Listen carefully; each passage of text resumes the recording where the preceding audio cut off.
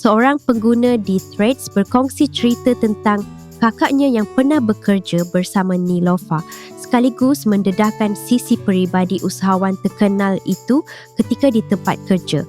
Menurutnya, kakaknya menggambarkan Niloufar sebagai individu yang sangat rajin dan berdedikasi, terutama dalam menguruskan perniagaan.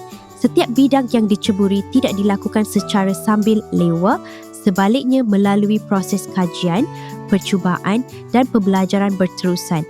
Apa yang lebih menarik, sebelum ke pejabat, Niloufar dikatakan sering memasak dalam kuantiti banyak di rumah, kemudian membawanya untuk dikongsi bersama staf. Sikap prihatin itu membuatkan suasana kerja lebih mesra dan rapat. Selepas waktu kerja pula, beliau akan pulang ke rumah dan meluangkan masa untuk beribadah. Disebabkan lokasi rumah yang dekat dengan pejabat, ada staf yang turut berkunjung ke sana, menandakan hubungan yang baik antara majikan dan pekerja. Di tempat kerja, Niloufar juga dilihat sentiasa bertenaga dan fokus. Walaupun kakaknya kini sudah bekerja di tempat lain, pengalaman bekerja dengannya masih memberi kesan mendalam.